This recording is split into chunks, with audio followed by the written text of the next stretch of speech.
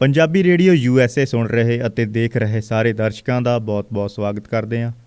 ਮੈਂ ਸੰਦੀਪ ਸਾਨੀ ਤੇ ਮੇਰੇ ਨਾਲ ਲਾਈਨ ਤੇ ਮੌਜੂਦ ਨੇ ਨਵਜੀਤ ਤੁਹਾਡਾ ਬਹੁਤ-ਬਹੁਤ ਸਵਾਗਤ ਹੈ। ਜੀ ਸੰਦੀਪ ਜੀ, ਬਹੁਤ-ਬਹੁਤ ਸ਼ੁਕਰੀਆ ਜੀ, ਧੰਨਵਾਦ ਸਮਾਂ ਦੇਣ ਦੇ ਲਈ। ਹਾਂਜੀ, ਅੱਜ ਆਪਾਂ ਗੱਲ ਕਰਦੇ ਹਾਂ ਕਿਸਾਨੀ ਸੰਘਰਸ਼ ਦੀ। ਕਿਸਾਨੀ ਸੰਘਰਸ਼ ਤੇਜ਼ ਹੁੰਦਾ ਜਾ ਰਿਹਾ। ਕਿਸਾਨਾਂ ਵੱਲੋਂ ਲਗਾਤਾਰ ਦਿੱਲੀ ਤੱਕ ਪਹੁੰਚਣ ਦਾ ਸਫ਼ਰ ਜਾਰੀ ਆ, ਪਰ ਪ੍ਰਸ਼ਾਸਨ ਵੱਲੋਂ ਸਖਤ ਕਦਮ ਚੁੱਕੇ ਗਏ ਸੀ ਕਿਸਾਨਾਂ ਨੂੰ ਦਿੱਲੀ ਪਹੁੰਚਣ ਤੋਂ ਰੋਕਣ ਦੇ। ਪਰ ਅੱਜ ਕੇਂਦਰ ਸਰਕਾਰ ਵੱਲੋਂ ਕਿਸਾਨਾਂ ਨੂੰ ਦਿੱਲੀ ਐਂਟਰੀ ਦੀ ਮਨਜ਼ੂਰੀ ਦੇ ਦਿੱਤੀ ਗਈ ਹੈ। ਪਿਛਲੇ 2 ਦਿਨਾਂ ਤੋਂ ਹਰਿਆਣਾ ਤੇ ਦਿੱਲੀ ਸਰਕਾਰ ਨੇ ਆਪਣੇ ਬਾਰਡਰਾਂ ਤੇ ਸਖਤ ਸਿਕਿਉਰਿਟੀ ਤਾਇਨਾਤ ਕੀਤੀ ਹੋਈ ਸੀ ਤਾਂ ਜੋ ਕਿਸਾਨ ਦਿੱਲੀ ਨਾ ਪਹੁੰਚ ਸਕਣ। ਅੱਜ ਸ਼ੰਭੂ ਬਾਰਡਰ ਤੋਂ ਵੀ ਲਾਂਘਾ ਖੋਲ੍ਹ ਦਿੱਤਾ ਗਿਆ। ਪੰਜਾਬ ਦੇ ਕਿਸਾਨ ਆਪਣਾ ਹੱਲਾ ਬੋਲ ਰਹੇ ਨੇ। ਲਗਾਤਾਰ ਕਿਸਾਨਾਂ ਨੇ ਦਲੇਰੀ ਨਾਲ ਨਿਡਰ ਹੋ ਕੇ ਆਪਣਾ ਸੰਘਰਸ਼ ਜਾਰੀ ਰੱਖਿਆ ਹੋਇਆ ਹੈ। ਹੁਣ ਅਸੀਂ ਗੱਲਬਾਤ ਸ਼ੁਰੂ ਕਰਦੇ ਹਾਂ। ਨਵਜੀਤ, ਸਭ ਤੋਂ ਪਹਿਲਾਂ ਦੱਸੋ ਕਿ ਕਿਸਾਨਾਂ ਦਾ ਕਾਫਲਾ ਜੋ ਦਿੱਲੀ ਵੱਲ ਜਾ ਰਿਹਾ ਇਹ ਕਿੱਥੇ ਤੱਕ ਪਹੁੰਚ ਚੁੱਕਾ ਹੈ? ਜਿਵੇਂ ਕਿ ਦਿੱਲੀ ਸਰਕਾਰ ਨੇ ਵੀ ਅੱਜ ਐਂਟਰੀ ਦੀ ਮਨਜ਼ੂਰੀ ਦੇ ਦਿੱਤੀ ਆ। ਕੀ ਪੰਜਾਬ ਦੇ ਕਿਸਾਨ ਦਿੱਲੀ ਐਂਟਰ ਹੋ ਚੁੱਕੇ ਆ ਜਾਂ ਫਿਰ ਹਜੇ ਪਿੱਛੇ ਹੀ ਨੇ? ਇਸ ਬਾਰੇ ਜਾਣਕਾਰੀ ਦਿਓ। ਜੀ ਸੰਦੀਪ ਜੀ, ਕਿਸਾਨਾਂ ਦਾ ਸੰਘਰਸ਼ ਜਿਹੜਾ ਹੈ ਹੋਰ ਤਿੱਖਾ ਹੁੰਦਾ ਜਾ ਰਿਹਾ ਹੈ, ਮੱਘਦਾ ਜਾ ਰਿਹਾ ਹੈ। ਅੱਗੇ ਤੋਂ ਅੱਗੇ ਕਈ ਸਮੱਸਿਆਵਾਂ ਖੜੀਆਂ ਹੋ ਰਹੀਆਂ ਨੇ, ਖੜੀਆਂ ਕੀਤੀਆਂ ਜਾ ਰਹੀਆਂ ਨੇ ਜਾਂ ਇਹ ਕਹਿ ਲਿਆ ਜਾਵੇ, ਪਰ ਕਿਸਾਨ ਡੋਲ ਨਹੀਂ ਰਹੇ। ਕਿਸਾਨਾਂ ਦੀ ਏਕਤਾ ਇਸ ਗੱਲ ਦੀ ਗਵਾਹ ਹੈ ਕਿ ਲਗਾਤਾਰ ਅੱਗੇ ਵੱਲ ਵੱਧ ਰਹੇ ਨੇ। ਬੈਰੀਕੇਡ ਨੂੰ ਤੋੜ ਕੇ ਲੋਹੇ ਦੇ ਜੰਗਲੇ ਵੀ ਉਹਨਾਂ ਲਈ ਕੱਚੇ ਸਾਬਤ ਹੋ ਰਹੇ ਨੇ। ਕਿਸਾਨਾਂ ਦੇ ਹੌਸਲੇ ਇੰਨੇ ਬੁਲੰਦ ਨੇ, ਜੰਜੀਰਾਂ ਵਾਲੇ ਪੱਥਰਾਂ ਨੂੰ ਉਹਨਾਂ ਨੇ ਕਿਸ ਤਰ੍ਹਾਂ ਚੁੱਕ ਕੇ ਪਰੇ ਸਿੱਟਿਆ। ਜਿਹੜੀ ਮਿੱਟੀ ਸੜਕਾਂ ਦੇ ਉੱਪਰ ਰੱਖੀ ਹੋਈ ਸੀ ਕਿਸਾਨਾਂ ਨੂੰ ਰੋਕਣ ਲਈ, ਬੁੱਕਾਂ ਵਿੱਚ ਕਿਸ ਤਰ੍ਹਾਂ ਭਰ ਕੇ ਉਹਨਾਂ ਨੇ ਪਰਾਂ ਕਰ ਦਿੱਤੀ। ਇਹ ਹੌਸਲੇ ਦੀ ਆਪਣੇ ਆਪ ਵਿੱਚ ਬੜੀ ਵੱਡੀ ਉਦਾਹਰਨ ਆ। ਕਿਸਾਨ ਤਾਂ ਸ਼ੁਰੂ ਤੋਂ ਹੀ ਮਿੱਟੀ 'ਚ ਰਹਿੰਦਾ, ਉਹ ਲਈ ਤਾਂ ਨਾਰਮਲ ਚੀਜ਼ ਸੀਗੀ। ਜੇਕਰ ਹੁਣ ਗੱਲ ਕੀਤੀ ਜਾਵੇ ਕਿਸਾਨ ਕਿੱਥੇ ਪਹੁੰਚੇ ਨੇ, ਕੇਂਦਰ ਸਰਕਾਰ ਨੇ ਅੱਜ ਇੱਕ ਫੈਸਲਾ ਦਿੱਤਾ ਹੈ। ਫੈਸਲਾ ਸ਼ਲਾਘਾਯੋਗ ਹੈ।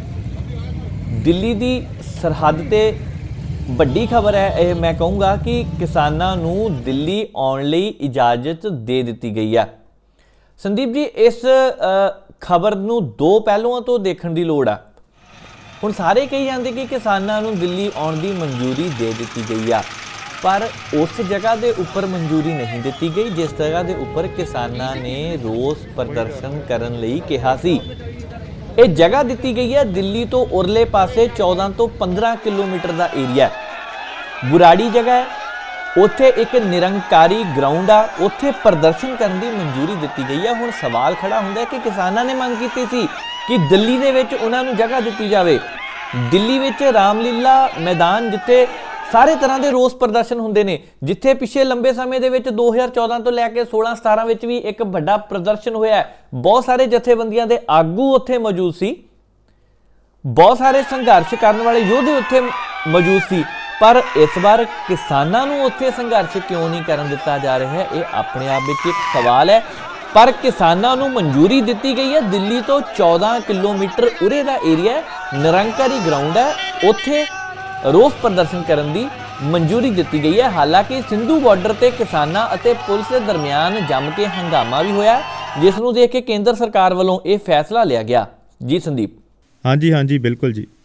ਦੇਖੋ ਕਿ ਕਿਸਾਨਾਂ ਨੇ ਦਿੱਲੀ ਜਾ ਕੇ ਸ਼ਾਂਤਮਈ ਢੰਗ ਨਾਲ ਪ੍ਰਦਰਸ਼ਨ ਕਰਨ ਦੀ ਮੰਗ ਰੱਖੀ ਸੀ, ਪਰ ਮਸਲਾ ਗੰਭੀਰ ਬਣ ਗਿਆ। ਇਸ ਦੀ ਵਜ੍ਹਾ ਨੇ ਸਰਕਾਰ ਦੇ ਫੈਸਲੇ, ਜੋ ਕਿਸਾਨਾਂ ਨੂੰ ਰਾਹ ਵਿੱਚ ਰੋਕਣ ਦੇ ਕਿੰਨੇ ਯਤਨ ਕੀਤੇ ਗਏ। ਬਾਰਡਰ ਸੀਲ ਕਰ ਦਿੱਤੇ ਗਏ, ਹੰਝੂ ਗੈਸ ਦੇ ਗੋਲੇ ਸਿੱਟੇ ਗਏ, ਹੋਰ ਤੇ ਹੋਰ ਦੇਖੋ ਮੇਨ ਰੋਡ ਨੂੰ ਰਾਹ 'ਚੋਂ ਪੁੱਟ ਦਿੱਤਾ ਗਿਆ ਤਾਂ ਕਿ ਕਿਸਾਨਾਂ ਦੇ ਟਰੈਕਟਰ ਟਰਾਲੀਆਂ ਅੱਗੇ ਨਾ ਵੱਧ ਸਕਣ। ਦਿੱਲੀ ਪਹੁੰਚਣ ਤੋਂ ਪਹਿਲਾਂ ਹੀ ਬਹੁਤ ਸਾਰੀਆਂ ਮੁਸ਼ਕਲਾਂ ਆਈਆਂ ਕਿਸਾਨਾਂ ਨੂੰ। ਤੁਹਾਡਾ ਕੀ ਵਿਚਾਰ ਆ? ਦੇਖੋ ਸੰਦੀਪ ਜੀ, ਇਹ ਗੱਲ ਬਿਲਕੁਲ ਸਹੀ ਆ। ਕਿਸਾਨਾਂ ਨੂੰ ਬਹੁਤ ਸਾਰੀਆਂ ਮੁਸ਼ਕਲਾਂ ਆਈਆਂ, ਉਹ ਮੁਸ਼ਕਲਾਂ ਆਪ ਬਣਾਈਆਂ ਗਈਆਂ। ਹਰਿਆਣਾ ਸਰਕਾਰ ਨੇ ਮੁਸ਼ਕਲਾਂ ਆਪ ਖੜੀਆਂ ਕੀਤੀਆਂ। ਸਵਾਲ ਇਹ ਹੈ ਕਿ ਕਿਹਦੇ ਇਸ਼ਾਰੇ ਤੇ ਇਹ ਸਭ ਕੁਝ ਹੋਇਆ। ਉਸ ਤੋਂ ਬਾਅਦ ਸਭ ਤੋਂ ਵੱਡੀ ਗੱਲ ਜਿਹੜੀ ਆ, ਕਿਸਾਨਾਂ ਦਾ ਕਹਿਣਾ ਹੈ ਕਿ ਸਾਡੇ ਨਾਲ ਇਸ ਵਕਤ 3 ਲੱਖ ਤੋਂ ਵੱਧ ਲੋਕ ਨੇ ਇਕੱਠੇ ਹੋਏ ਨੇ, ਜਿਹੜੇ ਸੜਕਾਂ ਦੇ ਉੱਪਰ ਮੌਜੂਦ ਨੇ। ਉਹਨਾਂ ਨੂੰ ਦਿੱਲੀ ਜੰਤਰ ਮੰਤਰ, ਜਿਸ ਨੂੰ ਰਾਮਲੀਲਾ ਮੈਦਾਨ ਵੀ ਕਿਹਾ ਜਾਂਦਾ ਹੈ, ਉੱਥੇ ਜਾਣ ਦੀ ਕਿਸਾਨ ਅਪੀਲ ਕਰ ਰਹੇ ਨੇ। ਹੁਣ ਕਿਸਾਨਾਂ ਦਾ ਤਾਂ ਇਹ ਵੀ ਕਹਿਣਾ ਹੈ ਕਿ ਉਹ ਜਦੋਂ ਤੱਕ ਦਿੱਲੀ ਨਹੀਂ ਜਾਂਦੇ ਉਦੋਂ ਤੱਕ ਵਾਪਸ ਹੀ ਨਹੀਂ ਆਉਣਗੇ। ਕਿਸਾਨਾਂ ਦੀ ਅਪੀਲ ਹੈ ਕਿ ਉਹ ਸਾਰੇ ਨਿਯਮਾਂ ਦੀ ਪਾਲਣਾ ਵੀ ਕਰਨਗੇ। ਪਰ ਹੁਣ ਦਿੱਲੀ ਤੋਂ 14 ਕਿਲੋਮੀਟਰ ਉਰੇ ਉਹਨਾਂ ਨੂੰ ਇਜਾਜ਼ਤ ਦੇਣੀ ਆਪਣੇ ਰੋਸ ਪ੍ਰਦਰਸ਼ਨ ਲਈ ਆਪਣੇ ਆਪ ਦੇ ਵਿੱਚ ਇੱਕ ਸਵਾਲ ਹੈ। ਰਹੀ ਗੱਲ ਮੁਸ਼ਕਲਾਂ ਦੀ, ਸੰਦੀਪ ਜੀ ਬਹੁਤ ਸਾਰੀਆਂ ਮੁਸ਼ਕਲਾਂ ਦਾ ਸਾਹਮਣਾ ਕਰਨਾ ਪਿਆ ਕਿਸਾਨਾਂ ਨੂੰ। ਤੁਸੀਂ ਦੇਖੋ ਪਾਣੀ ਦੀਆਂ ਤੋਪਾਂ ਕਿਸ ਤਰ੍ਹਾਂ ਉਹਨਾਂ ਵੱਲ ਬੀੜੀਆਂ ਗਈਆਂ। ਕੁੰਡਲੀ ਬਾਰਡਰ ਦੇ ਉੱਤੇ ਅੱਜ ਸਵੇਰੇ ਹੀ ਕਿਸਾਨ ਅਤੇ ਪੁਲਿਸ ਦੇ ਵਿਚਕਾਰ ਜ਼ਬਰਦਸਤ ਭਿੜਤ ਹੁੰਦੀ ਹੈ। ਪੁਲਿਸ ਵੱਲੋਂ ਹੰਝੂ ਆਸੂ ਗੈਸ ਜਿਹਨੂੰ ਆਪਾਂ ਕਹਿੰਦੇ ਆ ਉਹਦੇ ਗੋਲੇ ਸਿੱਟੇ ਗਏ। ਕਿਸਾਨ ਉਹਨਾਂ ਭੜਕੇ ਵੀ, ਹਾਲਾਂਕਿ ਹਾਲਾਤ ਇੰਨੇ ਖਰਾਬ ਹੋ ਗਏ ਸੀ, ਮੌਕੇ ਤੇ ਪੁਲਿਸ ਨੇ ਸਾਂਭ ਲਿਆ। ਦੇਖੋ ਤੁਸੀਂ, ਸਭ ਤੋਂ ਵੱਡੀ ਗੱਲ ਹੈ ਕਿ ਕਿਸਾਨਾਂ ਦੇ ਅੰਦੋਲਨ ਵਿੱਚ ਇਸ ਵਕਤ ਨੌਜਵਾਨ ਜਿਹੜੇ ਆ ਵੱਡੀ ਗਿਣਤੀ ਵਿੱਚ, ਵੱਡੀ ਤਾਦਾਦ ਵਿੱਚ ਜੁੜੇ ਹੋਏ ਨੇ ਤੇ ਨੌਜਵਾਨ ਜਿਹੜੇ ਨੇ ਖੂਨ ਉਹਨਾਂ ਦਾ ਗਰਮ ਹੁੰਦਾ, ਤੌਖਲਾ ਜਾਂਦੇ ਆ। ਹੁਣ ਜਦੋਂ ਖੂਨ ਗਰਮ ਹੁੰਦਾ ਉਦੋਂ ਅੱਗਿਓਂ ਜਵਾਬ ਤਾਂ ਉਹਨੇ ਦੇਣਾ ਹੀ ਹੁੰਦਾ ਕੋਈ ਨਾ ਕੋਈ। ਆਖਰ ਕਿੰਨਾ ਚਿਰ ਰੋਕ ਕੇ ਰੱਖੋਗੇ ਤੁਸੀਂ ਕਿਸਾਨਾਂ ਨੂੰ? ਕਿੰਨਾ ਚਿਰ ਬਾਰਡਰ ਦੇ ਉੱਪਰ ਰੋਕ ਕੇ ਰੱਖੋਗੇ? ਕਿਸਾਨਾਂ ਨੇ ਹੁਣ ਫੈਸਲਾ ਤਾਂ ਕੋਈ ਨਾ ਕੋਈ ਲੈਣਾ ਹੈ। ਹਾਲਾਂਕਿ ਨੌਜਵਾਨ ਜਿਹੜੇ ਆ ਜਥੇਬੰਦੀਆਂ ਦੇ ਆਗੂਆਂ ਦੇ ਇਸ਼ਾਰੇ ਦਾ ਇੰਤਜ਼ਾਰ ਕਰ ਰਹੇ ਨੇ ਕਿ ਕੀ ਕੀਤਾ ਜਾਵੇ। ਤੁਸੀਂ ਮੁਸ਼ਕਲਾਂ ਦੀ ਗੱਲ ਕੀਤੀ, ਜਦੋਂ ਕਿਸਾਨ ਜਾ ਰਹੇ ਸੀ ਤਾਂ ਜੀਟੀ ਰੋਡ ਦੇ ਉੱਪਰ ਜਿਹੜੀ ਮੇਨ ਸੜਕ ਹੁੰਦੀ ਹੈ ਉਹਨੂੰ 20-20 ਫੁੱਟ ਤੱਕ ਪੁੱਟ ਦਿੱਤਾ ਗਿਆ। ਖਬਰਾਂ ਇਹ ਵੀ ਸਾਹਮਣੇ ਆਈਆਂ ਕਿ ਉਹਦੇ ਵਿੱਚ ਤਾਰਾਂ ਵੀ ਸੁੱਟੀਆਂ ਪਈਆਂ ਸੀ, ਜਿਹੜੀਆਂ ਬਾਰਡਰ ਦੇ ਚਾਰੇ ਪਾਸੇ ਸੀਲਿੰਗ ਲਈ ਤਾਰ ਲਗਾਈ ਹੁੰਦੀ ਆ, ਉਹ ਵੀ ਉਸ ਖੱਡੇ ਦੇ ਵਿੱਚ ਸਿੱਟੀ ਗਈ ਸੀ।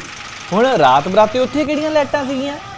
ਸਭ ਤੋਂ ਵੱਡੀ ਸਮੱਸਿਆ ਕੀ ਸੀ? ਕਿਸਾਨਾਂ ਨੂੰ ਰੋਕਣ ਦੇ ਲਈ ਜੀਟੀ ਰੋਡ ਤੇ ਖੜੇ ਟਰੱਕ ਜਿਹੜੇ ਇਧਰੋਂ ਜਾਂਦੇ ਸੀ, ਪੁਲਿਸ ਪ੍ਰਸ਼ਾਸਨ ਨੇ ਉਹਨਾਂ ਦੀਆਂ ਚਾਬੀਆਂ ਜਿਹੜੀਆਂ ਕੱਢ ਲਈਆਂ ਤਾਂ ਕਿ ਜਾਮ ਲੱਗ ਜਾਵੇ। ਇਹ ਖਬਰਾਂ ਬੜੀਆਂ ਵਾਇਰਲ ਹੋ ਰਹੀਆਂ ਇਹ ਗੱਲਾਂ।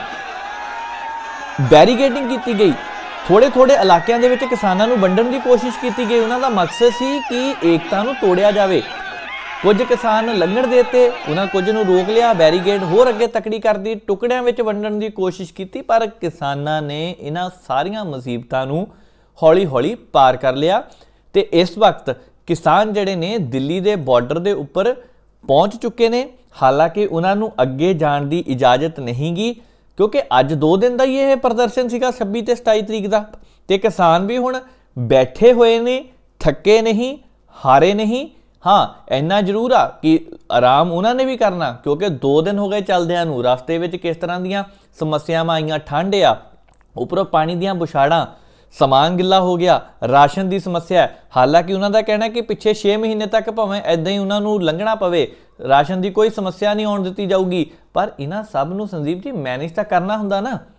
ਪਾਣੀ ਦੀਆਂ ਬੁਛਾੜਾਂ ਵਿੱਚ ਆਖਰ ਸਾਰਾ ਕੁਝ ਗਿੱਲਾ ਹੋਇਆ, ਇਸ ਕਰਕੇ ਇਹ ਕਿਸਾਨ ਜਿਹੜੇ ਆ ਸੰਘਰਸ਼ ਹੁਣ ਜਿਹੜਾ ਹੋਰ ਤਿੱਖਾ ਹੁੰਦਾ ਦਿਖਾਈ ਦੇ ਰਿਹਾ ਹੈ। ਉਹਨਾਂ ਨੂੰ ਰੋਕਣ ਦੀ ਵੀ ਕੋਸ਼ਿਸ਼ ਕੀਤੀ ਜਾ ਰਹੀ ਹੈ, ਪਰ ਕਿਸਾਨ ਜਿਹੜੇ ਨੇ ਅੱਗੇ ਹੌਲੀ-ਹੌਲੀ ਵੱਧਦੇ ਜਾ ਰਹੇ ਨੇ। ਜੀ ਬਿਲਕੁਲ ਨਵਜੀਤ, ਪਿਛਲੇ 2 ਦਿਨਾਂ ਦੀਆਂ ਤਸਵੀਰਾਂ ਦੇਖ ਕੇ ਇਸ ਤਰ੍ਹਾਂ ਲੱਗਦਾ ਜਿਵੇਂ ਸੜਕਾਂ ਤੇ ਕਿਸਾਨਾਂ ਦਾ ਹੜ੍ਹ ਆ ਗਿਆ ਹੋਵੇ। ਕਿਸਾਨਾਂ ਦਾ ਹੌਸਲਾ ਦੇਖ ਕੇ ਹੀ ਸ਼ਾਇਦ ਸਰਕਾਰ ਨੂੰ ਅੱਜ ਬਾਰਡਰ ਤੋਂ ਪਾਰ ਜਾਣ ਦੀ ਐਂਟਰੀ ਦਾ ਫੈਸਲਾ ਲੈਣਾ ਪਿਆ। ਮੇਰੇ ਹਿਸਾਬ ਨਾਲ ਸਰਕਾਰ ਦਾ ਇਹ ਫੈਸਲਾ ਕਿਸਾਨਾਂ ਨੇ ਆਪਣੇ ਦਮ ਤੇ ਲਿਆ, ਵਰਨਾ ਸਰਕਾਰ ਨੇ ਤਾਂ ਕੋਈ ਕਸਰ ਨਹੀਂ ਛੱਡੀ ਸੀ ਕਿਸਾਨਾਂ ਨੂੰ ਰੋਕਣ ਦੀ। ਇੰਨੀਆਂ ਪਰੇਸ਼ਾਨੀਆਂ ਸਰਕਾਰ ਆਪਣੀ ਹੀ ਜਨਤਾ ਨੂੰ ਦੇ ਰਹੀ ਆ, ਜਦ ਕਿ ਸਰਕਾਰ ਦਾ ਫਰਜ਼ ਹੁੰਦਾ ਆਪਣੀ ਜਨਤਾ ਦੀ ਸੇਵਾ ਕਰਨਾ, ਉਹਨਾਂ ਦੀਆਂ ਮੰਗਾਂ ਨੂੰ ਪੂਰੀਆਂ ਕਰਨਾ। ਇਹ ਸਾਰੀਆਂ ਮੁਸ਼ਕਲਾਂ ਸਰਕਾਰ ਆਪ ਦੇ ਰਹੀ ਆ ਕਿਸਾਨਾਂ ਨੂੰ। ਜੇ ਇਸੇ ਤਰ੍ਹਾਂ ਹਾਲਾਤ ਚੱਲਦੇ ਰਹੇ ਤਾਂ ਮਾਹੌਲ ਹੋਰ ਵੀ ਖਰਾਬ ਹੋ ਸਕਦਾ। ਚਲੋ ਅਸੀਂ ਅੱਗੇ ਗੱਲ ਕਰਦੇ ਹਾਂ। ਤੁਸੀਂ ਦੱਸੋ ਕਿਹੜੀਆਂ-ਕਿਹੜੀਆਂ ਜਥੇਬੰਦੀਆਂ ਅੱਜ ਰਵਾਨਾ ਹੋਈਆਂ ਦਿੱਲੀ ਵੱਲ ਨੂੰ? ਦੇਖੋ ਸੰਦੀਪ ਜੀ, ਪੰਜਾਬ ਦੀਆਂ 31 ਤੋਂ ਵੱਧ ਜਥੇਬੰਦੀਆਂ ਦੇ ਲੋਕ ਜਿਹੜੇ ਨੇ, ਆਗੂ ਜਿਹੜੇ ਨੇ, ਸੰਘਰਸ਼ਮਈ ਯੋਧੇ ਜਿਹੜੇ ਨੇ, ਉਹ ਇਸ ਰੋਸ ਪ੍ਰਦਰਸ਼ਨ ਵਿੱਚ ਸ਼ਾਮਲ ਹੋਏ ਨੇ। ਅੱਜ ਜਿਹੜੀਆਂ ਜਥੇਬੰਦੀਆਂ ਜਾ ਰਹੀਆਂ ਨੇ ਉਹਨਾਂ ਵਿੱਚ ਭਾਰਤੀ ਕਿਸਾਨ ਯੂਨੀਅਨ ਏਕਤਾ ਉਗਰਾਹਾਂ, ਇਹਨਾਂ ਦੇ ਆਗੂ ਜਿਹੜੇ ਨੇ ਇਕੱਠ ਵੱਡਾ ਦੱਸਿਆ ਜਾ ਰਿਹਾ। ਹਾਲਾਂਕਿ ਇਹਨਾਂ ਨੇ 3 ਦਿਨ ਪਹਿਲਾਂ ਇੱਕ ਪ੍ਰੈਸ ਕਾਨਫਰੰਸ ਕੀਤੀ ਸੀ, 3-4 ਦਿਨ ਪਹਿਲਾਂ, ਉੱਥੇ ਦੱਸਿਆ ਸੀ ਕਿ 2 ਲੱਖ ਤੋਂ ਵੱਧ ਕਿਸਾਨਾਂ ਦਾ ਇਕੱਠ ਜਿਹੜਾ ਇਹਨਾਂ ਦਾ ਦਿੱਲੀ ਜਾਵੇਗਾ। ਤੇ ਅੱਜ ਵੱਡੀ ਗਿਣਤੀ ਵਿੱਚ ਇਹਨਾਂ ਦੀ ਯੂਨੀਅਨ ਦੇ ਆਗੂ, ਲੋਕ, ਕਿਸਾਨ, ਮਜ਼ਦੂਰ ਸਾਰੇ ਇਕੱਠੇ ਹੋ ਕੇ ਜਾ ਰਹੇ ਨੇ। ਤੇ ਮੈਨੂੰ ਜੋ ਖਬਰ ਹੈ ਕਿ ਇਹ ਰੋਹਤਕ ਦੇ ਕੋਲ ਅੱਜ ਰਾਤ ਰੁਕਣਗੇ ਤੇ ਸਵੇਰੇ 5 ਤੋਂ 6 ਵਜੇ ਦੇ ਜਦੋਂ ਦਿਨ ਚੜ੍ਹੇਗਾ, ਸ਼ੁਰੂ ਵੇਲੇ ਹੀ ਇਹ ਤੜਕੇ ਦਿੱਲੀ ਵੱਲ ਰਵਾਨਾ ਹੋਣਗੇ। ਇਸ ਤੋਂ ਇਲਾਵਾ ਅੰਮ੍ਰਿਤਸਰ ਤੋਂ ਇੱਕ ਜਥੇਬੰਦੀ ਹੈ ਭਾਰਤੀ ਕਿਸਾਨ ਯੂਨੀਅਨ, ਉਹ ਵੀ ਜਿਹੜੇ ਆ ਅੱਜ ਰਵਾਨਾ ਹੋਏ ਨੇ। ਤਕਰੀਬਨ 3 ਵਜੇ ਦੇ ਤਕਰੀਬ ਉਹ ਜਲੰਧਰ ਪਹੁੰਚੇ ਸੀ ਤੇ ਅੱਜ ਉਹਨਾਂ ਦੇ ਰੁਕਣ ਦਾ ਪ੍ਰੋਗਰਾਮ ਜਿਹੜਾ ਹੈ ਸ਼ਾਇਦ ਲੁਧਿਆਣਾ ਜਾਂ ਫਤਿਹਗੜ੍ਹ ਸਾਹਿਬ ਹੋ ਸਕਦਾ ਹੈ। ਉਹਨਾਂ ਨੇ ਵੀ ਸਵੇਰੇ ਚੱਲਣਾ ਹੈ। ਇੱਥੇ ਸਭ ਤੋਂ ਵੱਡੀ ਗੱਲ ਜਿਹੜੀ ਇਹ ਹੈ ਕਿ ਹੁਣ ਜੇਕਰ ਕਿਸਾਨ ਕਹਿੰਦੇ ਸਾਨੂੰ ਦਿੱਲੀ ਨਹੀਂ ਜਾਣ ਦਿੱਤਾ ਤੇ ਅਸੀਂ ਆਪਣਾ ਮੋਰਚਾ ਉੱਥੇ ਹੀ ਲਗਾ ਦੇਣਾ ਜਿੱਥੇ ਬੈਠੇ ਪਏ ਆ। ਹੁਣ ਇਹ ਮੋਰਚਾ ਲੱਗਦਾ ਕਿੱਥੇ? ਸ਼ੰਭੂ ਬਾਰਡਰ ਤੇ ਲੱਗੂਗਾ ਜਾਂ ਫਿਰ ਆ ਬੁਗਾੜੀ ਪਹੁੰਚੇ ਨੇ ਉੱਥੇ ਲੱਗੂਗਾ ਜਾਂ ਫਿਰ ਕਨੌਰੀ ਬਾਰਡਰ ਤੇ ਲੱਗੂਗਾ। ਇਹ ਦੇਖਣ ਵਾਲੀਆਂ ਗੱਲਾਂ ਹੋ ਗਈਆਂ ਕਿਉਂਕਿ ਕਿਸਾਨਾਂ ਦਾ ਕਹਿਣਾ ਕਿ ਜਿੱਥੇ ਸਾਨੂੰ ਰੋਕ ਦਿੱਤਾ ਉੱਥੇ ਹੀ ਸਾਡਾ ਪੱਕਾ ਧਰਨਾ। ਸੋ ਵੱਖ-ਵੱਖ ਜਥੇਬੰਦੀਆਂ ਦੇ ਆਗੂ ਆ ਅੱਜ ਹੁਣ ਭਾਰਤੀ ਕਿਸਾਨ ਯੂਨੀਅਨ ਏਕਤਾ ਉਗਰਾਹਾਂ ਵਾਲੇ ਰੋਹਤਕ ਰੁਕਣਗੇ। ਹਾਲਾਂਕਿ ਇਹ ਜਿਹੜੀ ਯੂਨੀਅਨ ਆ ਇਹਨੂੰ ਲੈ ਕੇ ਕਾਫੀ ਚਰਚੇ ਵੀ ਹੋਏ ਸੀ, ਇਹਨਾਂ ਦੀ ਪ੍ਰਧਾਨ ਨੂੰ ਲੈ ਕੇ ਕਾਫੀ ਗੱਲਾਂ ਵੀ ਉੱਠੀਆਂ ਸੀ। ਮਜ਼ਦੂਰ ਕਿਸਾਨ ਸੰਘਰਸ਼ ਕਮੇਟੀ ਅੰਮ੍ਰਿਤਸਰ ਦੀ ਜਿਹੜੀ ਆਪਾਂ ਪਹਿਲਾਂ ਗੱਲ ਕੀਤੀ, ਸ਼ਾਇਦ ਮੈਂ ਉੱਥੇ ਭਾਰਤੀ ਕਿਸਾਨ ਯੂਨੀਅਨ ਕਹਿ ਗਿਆ, ਉਹਨਾਂ ਨੇ ਵੀ ਚਰਚੇ ਕਾਫੀ ਖੱਟੇ ਇਸ ਵਾਰ।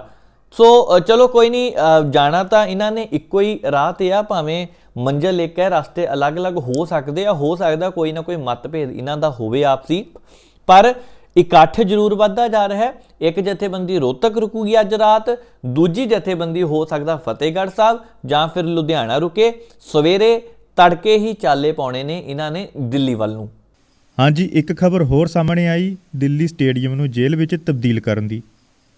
ਤੁਸੀਂ ਦੱਸੋ ਨਵਜੀਤ ਕਿ ਐਦਾਂ ਦਾ ਕੰਮ ਕਰਨ ਦੀ ਕੀ ਜ਼ਰੂਰਤ ਆ ਸਰਕਾਰ ਨੂੰ? ਕੀ ਸਰਕਾਰ ਡਰ ਰਹੀ ਆ ਕਿ ਕਿਸਾਨ ਹਿੰਸਾ ਕਰ ਸਕਦੇ ਆ? ਬਲਕਿ ਕਿਸਾਨਾਂ ਵੱਲੋਂ ਬਾਰ-ਬਾਰ ਕਿਹਾ ਜਾ ਰਿਹਾ ਸੀ ਕਿ ਉਹ ਸ਼ਾਂਤਮਈ ਢੰਗ ਦੇ ਨਾਲ ਧਰਨਾ ਪ੍ਰਦਰਸ਼ਨ ਕਰਨਗੇ। ਦੇਖੋ ਸੰਦੀਪ ਜੀ, ਜਿਹੜੀ ਤੁਸੀਂ ਗੱਲ ਕੀਤੀ ਆ ਨਾ ਕਿ ਦਿੱਲੀ ਸਰਕਾਰ ਜਾਂ ਕੇਂਦਰ ਸਰਕਾਰ ਡਰ ਗਈ ਆ, ਇਹ ਬਿਲਕੁਲ ਠੀਕ ਆ।